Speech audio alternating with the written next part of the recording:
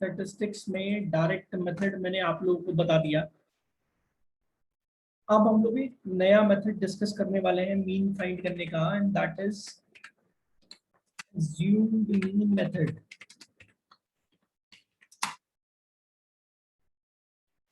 तो क्या है उसको समझने से पहले मैं आपको एक छोटी सी कहानी सुना दूं, और उस कहानी के बेसिस पे हम इस पूरे मेथड को समझ सकते हैं। एक सिंपल सा फॉर्मूला भी आपको यहाँ पर याद करने की जरूरत नहीं है, आपको बस एक सिंपल चीज समझनी है। उसको समझ में आने के बाद ये आप खुद अपने आप फॉर्मूले को अपने हाथ से ड्राइव कर सकते हो। एनी टाइम जब आपको चाहिए आप बना सकते हो। आप लाइफ टाइम नहीं भूलोगे अगर आपने ये कहानी समझ ली अच्छे से। तो मीन का मतलब क्या है? मीन का मतलब है एवरेज। मीन का मतलब क्या है? एवरेज। कैसे निकाल रहे हैं? जितनी भी चीजें उनका टोटल किया और उसको नंबर ऑफ ऑब्जर्वेशन से डिवाइड कर रहे हैं, तो अपने को क्या मिल रहा है? क्या मिल रहा है अपने को? एवरेज मिल रहा है, मीन मिल रहा है सर। तीन तरीके की सीरीज हम लोगों ने डिस्कस की, इंडिविजुअल सीरीज, डिस्क्रीट सीरीज और कंटीन्यूअस सीरीज। तो मैं तीनों ही सीरीज में आपको एज्यूम मीन मेथड जो है वो बताता हूँ। तो सबसे पहले हम एक इंडिविजुअल सीरीज से जो है इसको स्टार्ट करते हैं। सपोज मैंने आपसे कहा कि कुछ स्टूडेंट्स हैं और उन स्टूडेंट्स के आपको मार्क्स दे रखे हैं और आपको उसका क्या निकालना है? आपको उसका मीन फाइंड करना है। तो इस मार्क्स को हम समझ सकते हैं कि ये मार्क्स हमारे क्या है? एक्साई है। जैसा मैंने कल भी बताया था कि जिसका मीन हम निकालते हैं वो वैल्यू होती है, वो एक्स एक्स की जो जिससे हम डिनोट कर रहे हैं, एक्स से जिसको हम डिनोट कर रहे हैं मार्क्स को, वैल्यू को, उसका मीन हम निकालते हैं। फ्रीक्वेंसी का मीन नहीं निकलता है। तो यहाँ पर हमने जनरल टर्म यहाँ पर दी थी मार्क्स को एक्साई। तो कुछ स्टूडेंट्स हैं, उन स्टूडेंट के मार्क्स आपको कुछ इस तरीके से दिए हुए हैं, ध्यान से समझने की कोशिश कीजिएगा, फिर हम उसको डिस्कस करेंगे। तो सर जो मार्क्स यहाँ पर दे रखे हैं 2392, 388, 396, 394, और इसी तरीके से आपको और जगह दे रखा है 408, 412, 416 और 406। ये आपको कुछ मार्क्स दे रखे हैं अलग अलग स्टूडेंट्स के। बोला इनका मीन फाइंड कीजिए। आप समझ सकते हैं कि यहाँ पर आप डायरेक्ट मेथड में क्या करते थे? आप सबका टोटल करते थे और सबका टोटल करने के बाद आप नंबर ऑफ स्टूडेंट्स से इनको डिवाइड कर देते थे। लेकिन हम एज्यूम मीन की बात कर रहे हैं। एज्यूम मीन है क्या उसको थोड़ी देर में भी समझेंगे, लेकिन उससे पहले हम अपनी कहानी स्टार्ट कर रहे हैं। तो हमने कहा सर एवरेज जो है वही मीन होता है। अगर आप मीन फाइंड कर रहे हैं किसी चीज का, तो इसका मतलब आप एवरेज फाइंड कर रहे हैं। और एवरेज कहीं ना कहीं बीच में होता है, एग्जैक्टली मिडिल में वैसा जरूरी नहीं है, पर कहीं ना कहीं बीच में रहेगा। और एवरेज एक ऐसी वैल्यू है जहां पर सारे के सारे नंबर्स आके इक्वल हो जाते हैं। क्या मतलब है इसका? कि सारे के सारे नंबर्स आके इक्वल हो जाते हैं। जैसे मैं आपसे कहूँ कि एक क्लास में 10 स्टूडेंट्स हैं और उन 10 स्टूडेंट्स के पास टोटल 50 चॉकलेट्स है। किसके पास कितनी चॉकलेट है ये नहीं पता, लेकिन टोटल 50 चॉकलेट्स है। कितने स्टूडेंट्स के पास? 10 स्टूडेंट्स के पास। तो एवरेज यानी कि मीन कितना निकल कर आएगा? 5। तो आप ये समझ सकते हैं कि हमने उन टोटल चॉकलेट्स को सभी नंबर ऑफ स्टूडेंट्स में डिवाइड कर दिया, तो हर एक को 5 चॉकलेट्स मिल सकती है। यानी कि अगर मैं आपसे कहूँ कि 10 स्टूडेंट्स के पास अलग अलग चॉकलेट्स थी, किसके पास कितनी थी पता नहीं, हो सकता है एक के पास 10 हो सकता है एक के पास 8 हो सकता है एक के पास हो ही ना। हमने कहा एवरेज निकालना है, तो एक काम करो, सब स्टूडेंट्स अपनी चॉकलेट को इकट्ठा कर लो और इक्वली डिस्ट्रीब्यूट कर लो। सबके पास इक्वली जितनी भी चॉकलेट्स आएंगी वो आपका एवरेज हो जाएगा, वो आपका मीन हो जाएगा। तो यहीं से हम समझ सकते हैं कि हमने सारी चॉकलेट्स को इकट्ठा किया, टोटल 50 चॉकलेट्स बनी और 50 को हमने 10 से डिवाइड किया, तो 5 आया एज एन एवरेज। और यही एवरेज जो है मेरा अर्थमेटिक मीन भी है। यही एवरेज मेरा अर्थमेटिक मीन भी है। और एक ऐसी वैल्यू है जहां पर सारे के सारे नंबर्स आके इक्वल हो जाते हैं। अब सर इसका इससे क्या लेना देना है, तो हम यहाँ पर भी यही सेम टास्क परफॉर्म करने वाले हैं। आप ऐसे समझ लीजिए कि ये मार्क्स है, 8 स्टूडेंट्स के मार्क्स हैं, तो इसको ऐसे समझते हैं कि ये 8 स्टूडेंट्स के पास कुछ चॉकलेट्स हैं।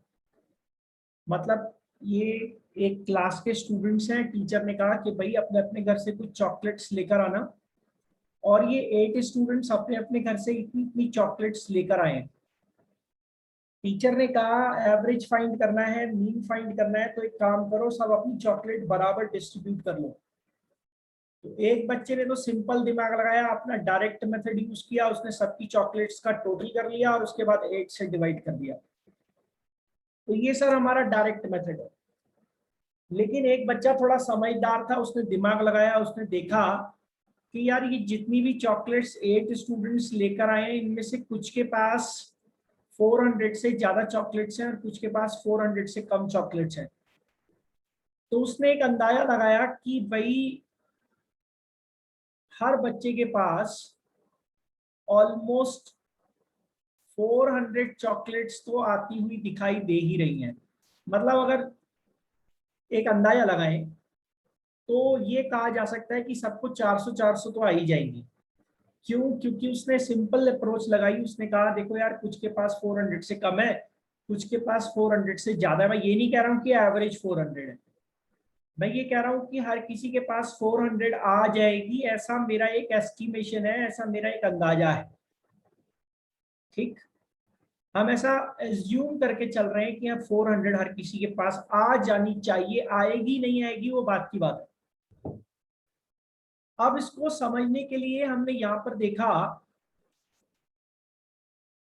तो जो बच्चा 392 चॉकलेट्स लेकर आया था, उससे हमने अपने एस्टिमेशन को, अपने अंदाजे को मैच किया, तो हमें समझ में आया कि हम अंदाजा लगा रहे कि 400 चॉकलेट हर एक के पास आएगी, लेकिन एक्चुअल में वहां पर सिचुएशन कैसी है उसको हमने कंपेयर किया, तो हमें पता लगा कि ये 392 चॉकलेट्स वाला बच्चा है एक्चुअल में 8 चॉकलेट्स कम रखता है। कहाँ से? 400 से। भाई हम कह रहे हैं कि हर किसी के पास 400 आएगी, लेकिन ऐसा है या नहीं उसको भी तो चेक करें। तो अभी यहाँ पर समझ सकते हैं कि जो 392 वाला है उसके पास 8 चॉकलेट्स कम होंगी। 8 चॉकलेट्स कम होंगी। कैसे कम होंगी? हम यही तो कह रहे हैं कि हर किसी को 400 मिल जाएगी। 400 एक ऐसी वैल्यू होगी जहां पर सबकी चॉकलेट्स आके बराबर हो जाएंगी, ऐसा हम एज्यूम कर रहे हैं, ऐसा हम अंदाजा लगा रहे हैं। लेकिन उस अंदाजे से मैच हो रही है नहीं हो रही कहानी, उसको अगर हम चेक करें तो हमने देखा सर 392 वाले पे 8 चॉकलेट्स कम पड़ेंगी, 388 वाले पे 12 चॉकलेट्स ज्यादा होंगी, सॉरी कम होंगी, 396 वाले पे 4 चॉकलेट्स कम होगी, 394 वाले पे 6 चॉकलेट्स कम होगी, 408 वाले पे 8 चॉकलेट्स ज्यादा होंगी, 412 वाले पे 12 चॉकलेट्स ज्यादा होंगी, 416 वाले पे 16 चॉकलेट्स ज्यादा होंगी, और 406 वाले पे 6 चॉकलेट्स ज्यादा होंगी। होपफुली आप समझ गए होंगे कि मैं क्या कहना चाह रहा हूं। कुछ समझ में आया? तो हमने जब अपना एस्टिमेशन यहां पर चेक किया, तो हमने देखा कि एग्जैक्टली हर बच्चे के पास 400 नहीं है, कुछ के पास कम पड़ रही है, कुछ के पास ज्यादा पड़ रही है। और हमारा टारगेट क्या है? हमारा टारगेट ये है कि हम हर बच्चे की चॉकलेट को बराबर कर दें, क्योंकि जिस पॉइंट पे हर बच्चे की चॉकलेट बराबर होगी उधर ही मेरा एवरेज निकलेगा, उधर ही मेरा अर्थमेटिक मीन भी निकलेगा। तो जब हमने इस 400 को एज्यूम किया कि भाई हर किसी के पास 400 चॉकलेट आती हुई दिखाई दे रही हैं, तो इस कहानी के हिसाब से हमें समझ में आया कि इसके पास 8 कम है, इसके पास 12 कम है, इस तरीके से स्टूडेंट्स के पास इतनी इतनी चॉकलेट्स कम रही होंगी, ऐसा हम यहाँ पर देख रहे हैं। आप समझ सकते हो मैं क्या कह रहा हूँ। पर हमारा टारगेट क्या है? अल्टीमेटली सबकी चॉकलेट बराबर करना, बिकॉज जिस पॉइंट पे सबकी चॉकलेट बराबर होगी उधर मेरा एवरेज निकल जाएगा। तो हम देख सकते हैं कि अगर ये 6 कम वाला इस 6 ज्यादा वाले से चॉकलेट्स ले ले, अगर ये 6 कम वाला है 6 ज्यादा वाले से चॉकलेट्स ले, तो इनकी चॉकलेट बराबर हो जाती है। ये 8 ज्यादा वाला इस 8 कम वाले को अपनी चॉकलेट्स दे दे तो इनकी चॉकलेट भी बराबर हो जाती है। बराबर होती है किधर? 400 पर। ऐसा मैं एज्यूम करके चल रहा हूं और मैं देख रहा हूं कि हो भी रहा है। अगर ये 12 कम वाला इस 12 ज्यादा वाले से अपनी चॉकलेट्स ले तो अभी इनकी भी चॉकलेट्स 400 बराबर हो गई। लेकिन अगर आप देखो तो यहाँ कितनी चॉकलेट्स कम पड़ रही हैं? अभी से स्टूडेंट के पास 4 और इसके पास कितनी चॉकलेट्स ज्यादा हैं? 16। तो अगर ये 16 वाला 4 चॉकलेट्स इसको दे दे तो इनके पास भी 400 हो गई। लेकिन इस स्टूडेंट के पास 12 चॉकलेट्स ज्यादा आ रही होंगी। किस सिचुएशन से? उस सिचुएशन से जब मैंने सबको 400 पूरी बराबर बराबर बांट दी। तो मेरा ये एक स्टूडेंट यहाँ पर ऐसा था जिसके पास 12 चॉकलेट अभी भी एक्स्ट्रा बच रही है। यहां तक अगर कहानी समझ में आई है तो मैं आगे बढ़ रहा हूँ।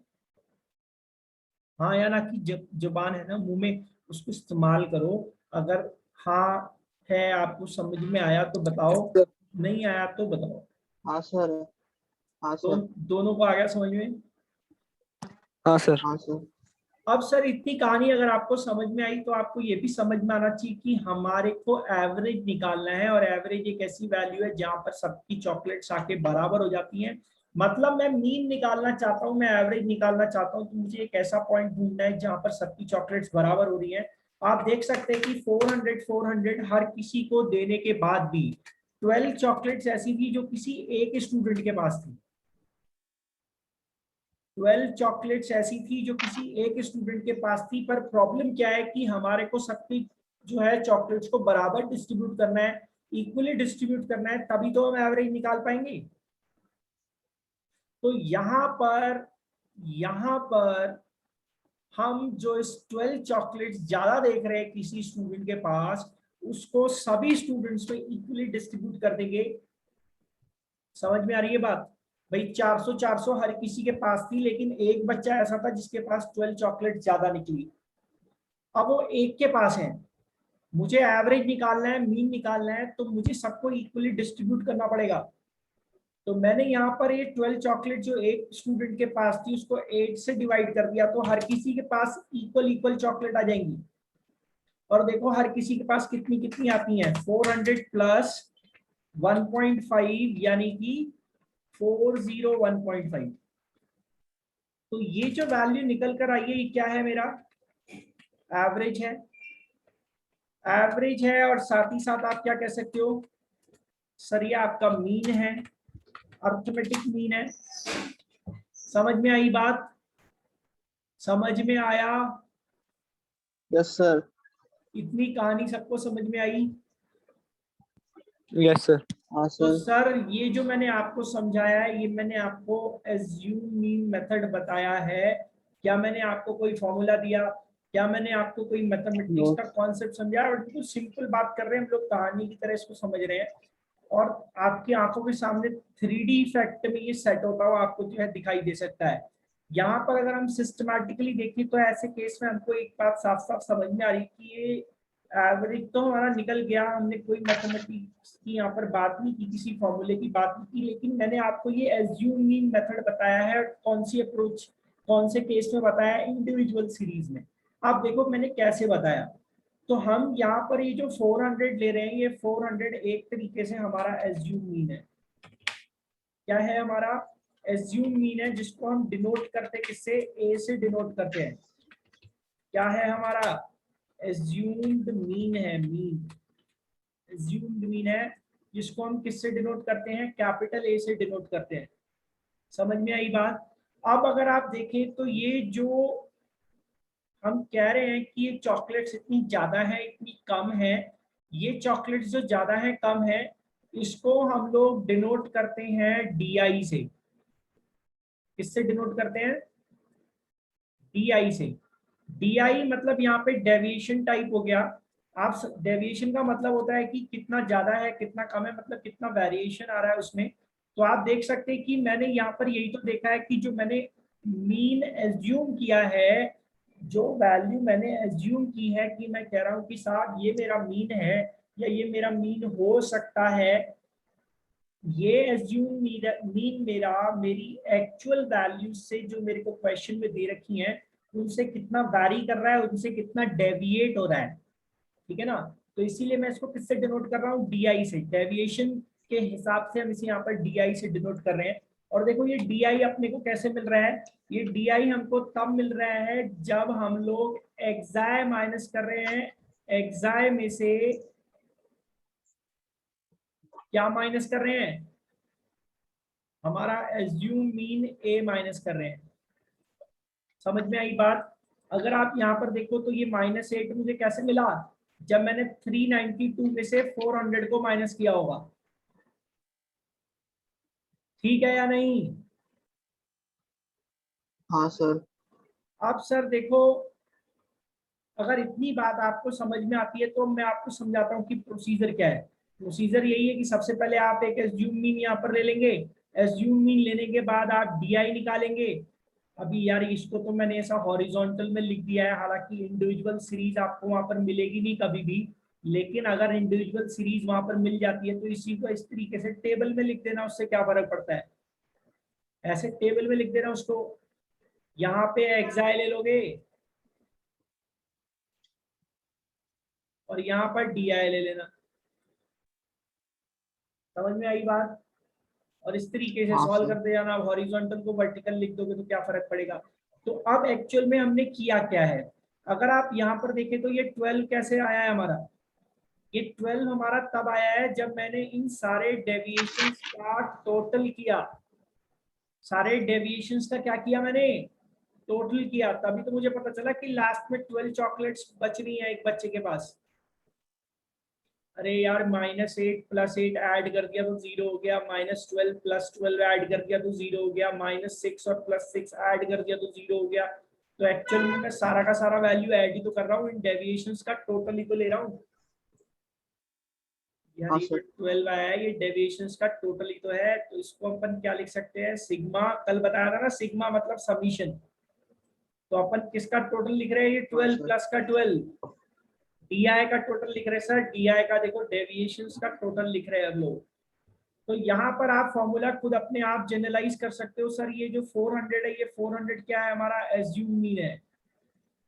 ये जो 12 आप देख रहे हो, ये 12 क्या है हमारा, सिग्मा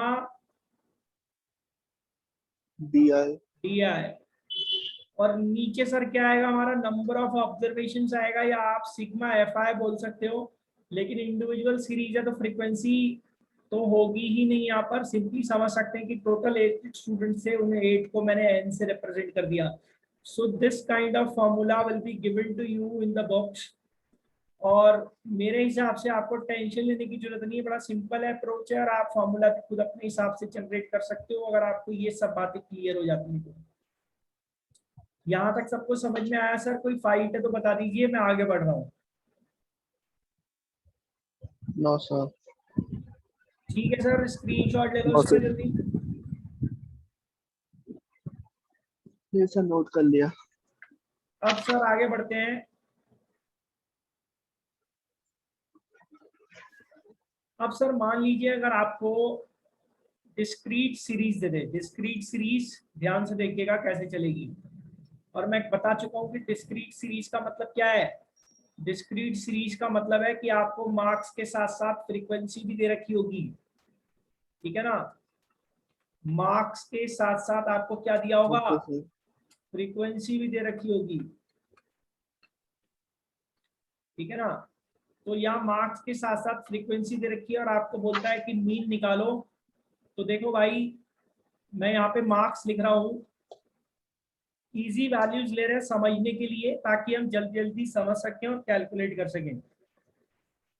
25, 30, 35, 40, 45, 50, 60 या 55 कर दो, जैसा आपको ठीक लगे।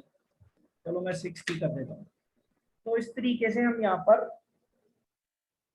जो है वो कुछ वैल्यूज देख रहे हैं, और मैं यहाँ पर अभी पूरा कॉन्सेप्ट अभी समझाऊंगा कि एज्यूम मीन कैसे लेना है, एज्यूम मीन इस तरीके से लेने से बात क्यों बन जाती है, कैसे क्या कोई आंसर वेरी कर सकता है, ये सारी बातें अभी करेंगे। लेकिन फिलहाल एक सिंपल अप्रोच आपको कहानी के फॉर्म में सुनानी थी, वो मैंने सुना दी। अब मैं प्रॉपर कॉन्सेप्ट आपको यहाँ पर सिखाता हूँ। अब देखो फ्रीक्वेंसी अपने को देखनी है, इधर फ्रीक्वेंसी दे रखी है 6 दिया है, 8 दिया है और 12 दिया है, 14 दिया है, ठीक है। और यहाँ पर जो है वापस 6 ही कर लो चलो। और यहाँ पर दिया है, काम करते हैं यहाँ पे 10 कर देते हैं, या 6 कर देते हैं, या 4 कर देते हैं, ठीक है।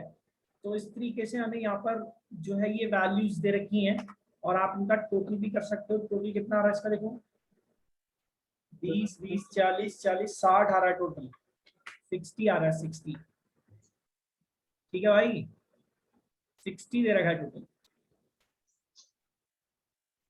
तो सर ये हमारी फ्रीक्वेंसी का टोटल हो गया, ठीक है। इस तरीके से आपको हाँ सेम सर। क्वेश्चन वहां पर दे रखा होगा, आप देख सकते हैं कि ये डिस्क्रीट सीरीज ऐसी कल हमने जो है अपने क्वेश्चन को सॉल्व करते टाइम भी ले रखी थी।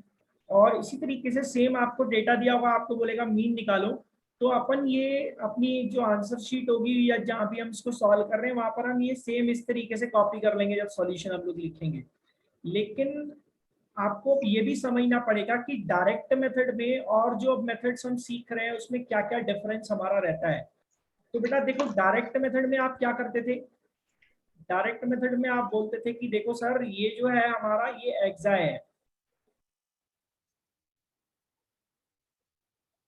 और ये जो है मेरा ये एफ आई है,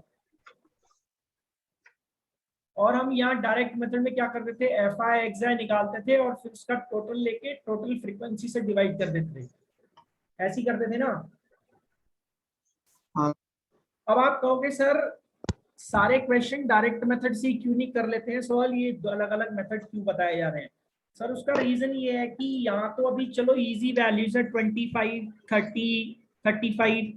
अब जैसे पिछला वाला क्वेश्चन ही देख लो, अगर यहाँ पे 20 30 वैल्यू और होती इस तरीके से, या 5 10 वैल्यू और होती और आप इनका टोटल करते रहते, तो सोचो इनका टोटल कहाँ जाता, आप परेशान हो जाते टोटल करने में। और यहाँ हमें बिल्कुल एफर्टलेस जो है अपना मीन निकल जाता है हमारा, कोई हमें टेंशन लेने की जरूरत नहीं कहीं से हाँ कहीं सर। तक, बिल्कुल एफर्ट नहीं लगाया हमने, सीधा सीधा हमारा आंसर आ गया, कोई बहुत बड़ी कैलकुलेशन हम लोगों ने यहाँ पर नहीं की है। तो बेटा इसीलिए जब डेटा जैसे जैसे बड़ा होता जाएगा ना, तो कुछ और शॉर्टकट्स जो है यहाँ पर डेवलप कर दिए जाएंगे जिससे कि हम इसको सॉल्व कर रहे हैं। तो अब यहाँ पर हम देख रहे हैं कि अगर एज्यूम मीन की हम बात कर रहे हैं तो सबसे पहला हमारा प्रोसीजर यही है कि हम यहाँ पर अपना एज्यूम मीन लें। लेकिन हम एज्यूम मीन अपनी कहानी के हिसाब से किसको समझ रहे हैं, कहानी के हिसाब से हम एज्यूम मीन उस वैल्यू को समझ रहे हैं जो कहीं ना कहीं बीच में है। अब बच्चे यहाँ पर कहते हैं सर मैं एज्यूम मीन किसको लूं, तो आपके स्कूल के टीचर आपको सिखाएंगे कि बेटा देखो एज्यूम मीन लेना है ना, एज्यूम मीन लेना है ना, तो इसी में से कुछ भी ले लेना, कोई बीच की वैल्यू ले लेना, इसी में से ही कोई बीच की वैल्यू ले लेना। वो टीचर ठीक कह रहे हैं कि इसी में से कुछ बीच की वैल्यू ले लेना, लेकिन आपको पूरी इंफॉर्मेशन नहीं दे रहे। पूरी इंफॉर्मेशन सर ये है कि बीच की वैल्यू इसलिए ली जाती है क्योंकि मीन कहीं ना कहीं बीच में होता है, एग्जैक्टली मिडिल में हो ऐसा जरूरी नहीं है, कहीं ना कहीं बीच में होता है। अब बीच की वैल्यू इसलिए लेते हैं क्योंकि कुछ वैल्यू प्लस में आ जाती है, कुछ वैल्यू माइनस में आ जाती है, वो कटने लग जाती हैं आपस में, जैसा कि आप पीछे के एग्जाम्पल में देख सकते थे। और आपको एफर्टलेसली पूरा का पूरा कैलकुलेशन जो है यहाँ पर आपका हो जाता है। दूसरा ये कि जो हम मीन मान रहे हैं अगर वो एक्चुअल मीन से ही बहुत ज्यादा वैरी करेगा तो मुझे कैलकुलेशन उतनी ज्यादा करनी पड़ेगी। अब सवाल ये उठता है कि क्या एज्यूम मीन इन दी हुई वैल्यूज में से ही कुछ लेना चाहिए, तो आपके टीचर कहेंगे कि इन्हीं में से लेना, लेकिन ऐसा कोई रूल नहीं है। हालांकि आप भी इनमें से ही लोगे तो अच्छा रहेगा क्योंकि कैलकुलेशन करने में हमको इजी रहेगा।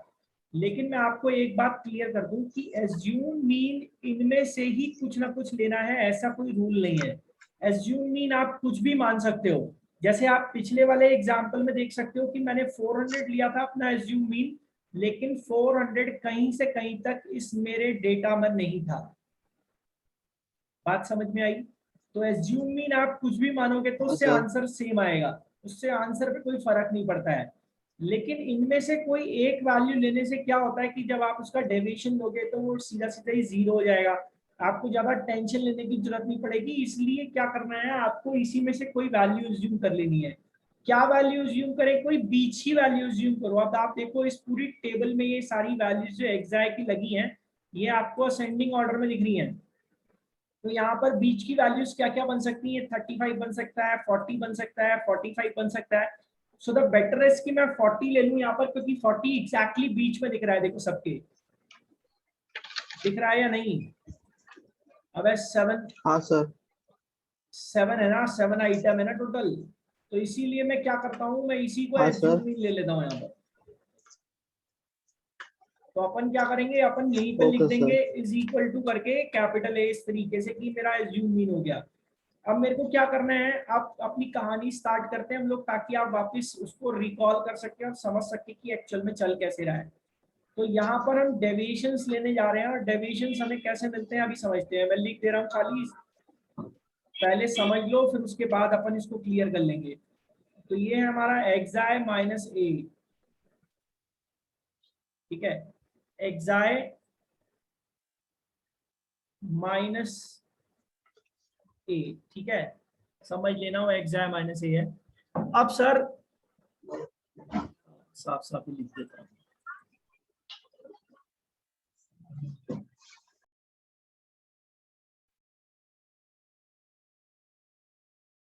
एक्साई माइनस ए, ठीक है बेटा, एक्साई माइनस ए। तो अब यहाँ पर आप ये कहानी की तरह पहले इसको समझो, फिर हम बात करेंगे कि एक्चुअल में यहाँ हो क्या रहा है। तो आप ये देखें कि इंडिविजुअल सीरीज से जो है डिस्क्रीट में आने में क्या चेंज आया। सर ये फ्रीक्वेंसी एक्स्ट्रा आ गई ना, इसके अलावा तो कोई चेंज नहीं है। अबे ठीक बोल रहा हूँ ना मैं? हेलो? हाँ सर। अरे सिर्फ फ्रीक्वेंसी तो एक्स्ट्रा आ गई है, और तो कोई चेंज नहीं आया ना? आया है क्या? No frequency sir. तो एक्स्ट्रा आई है, और तो कोई गड़बड़ नहीं हुई ना। तो अब देखो यहाँ पर हम ये मान रहे हैं कि भाई किसी के पास 25 है, किसी के पास 30 है, किसी के पास 35 है, किसी के पास 40 है, इस तरीके से चॉकलेट्स वो लेकर आए हैं। तो सिस्टमैटिकली अगर हम लोग देखें तो हमने ये माना है कि 40 एक ऐसी वैल्यू जो कहीं ना कहीं बीच में होगी, तो इसका चांस ज्यादा है एवरेज बनने का। और नहीं भी होगा ये एवरेज, नहीं भी होगा ये मीन, तो कहीं ना कहीं मीन इसके आसपास ही फटक रहा होगा। तो हमने ये मान लिया कि हर बच्चे के पास on an average basis 40 chocolates आ रही हैं। समझ गए? अबे सारा फॉर्मूला भूल जाओ, कहानी सुनो। हर बच्चे के पास 40 चॉकलेट्स आ रही हैं। तो जब मैंने उसका कंपैरिजन किया कि किसके पास कितनी कम और कितनी ज्यादा पड़ रही हैं, तो उसके हिसाब से आप समझ सकते हैं कि ये जो 25 चॉकलेट्स वाला बच्चा होगा, अबे चॉकलेट्स बोल रहे हैं ना, मार्क्स को कुछ भी दिया हो चॉकलेट मानना तुमको, ठीक है? हाँ समझ गए सर। ना? तो यहाँ पर बेटा हाँ सर। जो 25 वाला है उसके पास 15 चॉकलेट्स कम पड़ रही होंगी, जो 30 वाला है उसके पास 10 चॉकलेट्स कम पड़ रही होंगी, जो 35 वाला है उसके पास 5 चॉकलेट्स कम पड़ रही होंगी, जो 40 वाला है वो ना किसी को चॉकलेट देगा ना लेगा, ना तो उसके पास ज्यादा है ना कम है, तो इसलिए मैंने 0 लिख दिया वहां पर। 45 वाले पे 5 ज्यादा है, 50 वाले पे 10 ज्यादा है, और 60 वाले पे कितनी चॉकलेट ज्यादा होंगी? 20 चॉकलेट ज्यादा होंगी। 20। अब बेटा ये जो 15 कम, 10 कम, 5 कम, ना ज्यादा ना कम, 5 ज्यादा, 10 ज्यादा, 20 ज्यादा, ये सब जो आप देख रहे हो, ये तो एक बच्चे की कहानी है ना। अभी समझ लो कि ये फ्रीक्वेंसी है ही नहीं आपके पास, ये फ्रीक्वेंसी है ही नहीं आपके पास, है ही नहीं, ये है नहीं सर। तो आप इसको अगर इंडिविजुअल की तरह ट्रीट करते, तो इंडिविजुअल में यही करते ना कि अगर 25 वाला एक ही बच्चा है तो 15 कम है, 30 वाला एक ही बच्चा है तो 10 कम है। इस तरीके से आपने पहले देखा था ना, जल्दी बोलो, हाँ ऐसे ही सर। देखा था ना। पर अभी क्या होगा, अभी यहाँ पर ऐसा एक बच्चा नहीं है। यहाँ फ्रीक्वेंसी के आ जाने की वजह से क्या हो गया, फ्रीक्वेंसी के आ जाने की वजह से क्या हो गया, नंबर ऑफ स्टूडेंट्स का भी यहाँ पर कुछ ना कुछ एग्जिस्टेंस आ गया, ठीक है ना। तो उन नंबर ऑफ ओके स्टूडेंट से सर। अपन कैसे डील करेंगे, तो आप यहाँ पर समझ सकते हो कि 15 चॉकलेट एक बच्चे के पास कम पड़ रही है, लेकिन ऐसा एक बच्चा नहीं है, ऐसे कितने बच्चे हैं, 6 स्टूडेंट्स हैं। अब जो 25 वाले हैं उनके पास 15 चॉकलेट कम पड़ रही है, लेकिन 25 वाला एक स्टूडेंट नहीं है, 6 स्टूडेंट हैं, तो टोटल कितनी चॉकलेट्स कम पड़ रही होंगी, 90। समझ में 90। आया। और यहाँ कितनी कम पड़ रही हाँ होगी, सर। 80। यहाँ कितनी कम पड़ रही होगी, 80। 60। यहाँ कितनी कम पड़ रही होगी, ना ज्यादा ना कम, 0। 0। अब समझ में आया कि अगर मैं इसी में से दी गई किसी वैल्यू को एज्यूम मीन ले लेता हूं, तो एक तो पूरा का पूरा मेरा जो मेरी रो है वो तो 0 वाली हो जाएगी। तो इसलिए टीचर आपको यही सजेस्ट करते हैं कि इसी में से कोई ना कोई बीच की वैल्यू आप एज्यूम कर लो। समझ में आई बात। हाँ अब सर। यहाँ पर जो 45 वाले हैं उनके पास कितनी चॉकलेट ज्यादा होगी, प्लस का 50। इधर क्या होगा, प्लस का 60। इधर क्या होगा, प्लस का 80। समझ पा 80। रहे हो, कह दो हमें समझ नहीं आ रहा। हाँ सर। आ गया समझ आ रहा है में, सर। ठीक है। हाँ। तो बेटा अब हमको यही तो देखना था, टोटल कितनी चॉकलेट ज्यादा है, कितनी चॉकलेट कम पड़ रही है। अबे यही तो यस देखना सर। था, यही तो देखना था। तो अगर आप हाँ। ध्यान से देखो तो हाँ सर। टोटल आपके पास 80 से 80 चला गया, 60 से 60 चला गया, माइनस का 40, यानी कि 40 चॉकलेट आपके पास कम पड़ रही है टोटल। जब आप इसका टोटल ले ओके सर। लोगे तो आप यहां से देख सकते हो कि इनके पास टोटल 40 चॉकलेट्स कम पड़ रही हैं। समझ में आ रहा है। अरे भाई समझ नहीं आया क्या अभी भी। आ गया सर। अरे आ यार गया। हमने ये माना हर किसी के पास 40 है, ऐसा करने के बाद जब हमने टोटल हिसाब लगाया तो 40 चॉकलेट्स कम पड़ रही हैं। तो बेटा ये देखो, ये जो हाँ 40 कम पड़ रही हैं, अब ये 40 जो कम पड़ रही हैं इससे हम कैसे डील करें।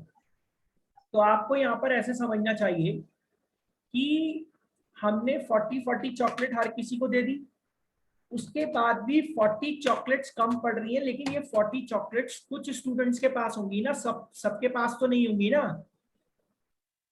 हाँ सर। जैसे पहले 12 चॉकलेट्स ज्यादा पड़ रही थी एक बच्चे के पास, या 2 के पास, या 3 के पास, सबके पास तो नहीं थी ना। एवरेज या मीन निकालने के लिए हमने उसे सब स्टूडेंट्स में इक्वली डिस्ट्रीब्यूट किया। तो वैसे ही यहाँ पर जो चॉकलेट्स है वो ज्यादा नहीं पड़ रही, कम पड़ रही है। तो अब इसको क्या करें अपन, सभी स्टूडेंट्स में इक्वली डिस्ट्रीब्यूट कर दें। टोटल कितने स्टूडेंट्स हैं, हाँ सर। 60 हैं। तो आप जब इसको सॉल्व करोगे तो देखो क्या आएगा आपका, 40 माइनस 40 अपॉन 60। सॉल्व करोगे तो ये मिलेगा आपको 39.33 ऐसे मिलेगा आपको। समझ में आई बात। तो ये क्या हो गया आपका, एवरेज हो गया, जिसको आप मीन भी बोल सकते हो। क्लियर हुआ या नहीं हुआ। पर अब हम इसे स्टैटिस्टिकली कैसे लिखे, देखो मैंने कोई फॉर्मूला नहीं बताया आपको अभी तक। फॉर्मूला अब हम अपने हिसाब से जनरेट कर रहे हैं। यहाँ पर देखो कैसे, अगर आप देखो तो यहाँ पर ये जो कॉलम मैंने यहाँ पर लिखा है, देखो चौथा कॉलम है जो मेरा, इसमें मैंने क्या किया है, मैंने इस एफ आई और इस डी आई को मल्टीप्लाई किया है ना। तो इसलिए ये कॉलम कैसा हो जाएगा, एफ आई डी आई वाला हो जाएगा। जैसे आप डायरेक्ट मेथड में पिछली क्लास में मैंने आपको सिखाया, डायरेक्ट मेथड में आप क्या कर रहे थे, एफ आई एक्साई लिख रहे थे, लेकिन यहाँ पर एफ आई एक्साई नहीं है, यहाँ पर क्या है, एफ आई डी आई है। अरे जो डेविएशंस आए हैं उनको मल्टीप्लाई किया जा रहा है फ्रीक्वेंसी के साथ, ठीक है। अरे नाम दे दिया हाँ यार, सर। कुछ नाम तो दोगे ना मेरे भाई। हाँ सर। अब सर अगर आप ध्यान से देखें तो ये 60 क्या है, 60 सर एफ आई का टोटल है, तो इसको अपन किससे रिप्रेजेंट करें, सिग्मा एफ आई से। अरे माइक अपने पास से थोड़ा दूर रखो, तुम्हारी सांसों की आवाज आ रही है मेरे कान में। सर ये जो 40 है देखो किसका टोटल है, sigma sigma F I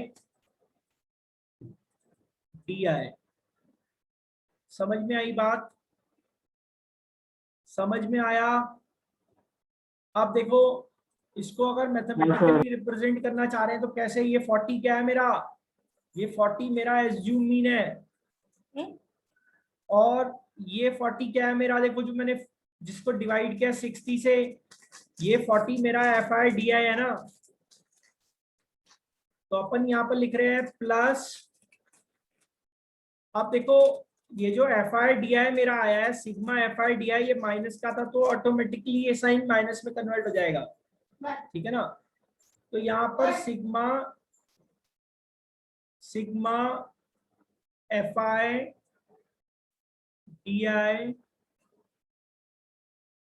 upon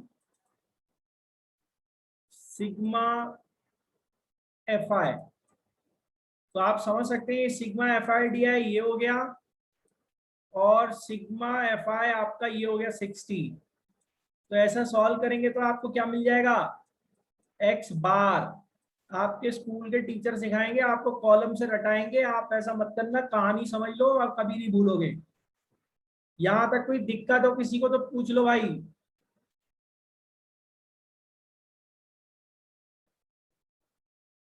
अगर बेटा डिस्क्रीट आ गई तो फिर तो कंटिन्यूअस भी आ गई ना। कंटिन्यूअस को डिस्क्रीट में बदलने में दिक्कत ही क्या है, मिड वैल्यू ले लेते हैं वहां पर, यही तो होता है। कह दो हमें समझ नहीं आया, अरे यार इतना इजी तो है यार, कहानी की तरह सुना रहा हूँ। लेकिन बेटा स्टैटिस्टिक्स को जब तक आप लिखोगे नहीं, सॉल्व नहीं करोगे ना, कभी समझ नहीं आएगी, हमेशा भूल जाओगे। स्टैट्स की यही प्रॉब्लम है, बच्चे कहते हैं अभी समझ में आ गया, लेकिन जब लिखने बैठते हैं तो एक मेथड दूसरे में मिक्स कर देते हैं, दूसरा मेथड किसी और में मिक्स कर देते हैं। मीन में मोड का फॉर्मूला बताते हैं, मोड में मीन का फॉर्मूला बताते हैं। तो बेटा ये काम मत करना, पहले अच्छे से समझ लो। स्टैट्स हमेशा बच्चा भूल जाता है, कंफ्यूजिंग होती है, क्योंकि सारे मेथड एक जैसे ही होते हैं, ठीक है ना। थोड़ा थोड़ा चेंज होता है और फिर बच्चे क्या करते हैं, मिक्स कर बैठते हैं सारी चीजों को। उम्मीद करता हूं यहाँ पे आप समझ गए होंगे। आगे बढ़ते हैं सर, या एक काम कर लो, रीज्वाइन कर लो, एक एग्जाम्पल कंटिन्यूअस का बता देता हूँ और फिर उसके बाद खत्म कर लेंगे। रीज्वाइन कर लो फटाफट।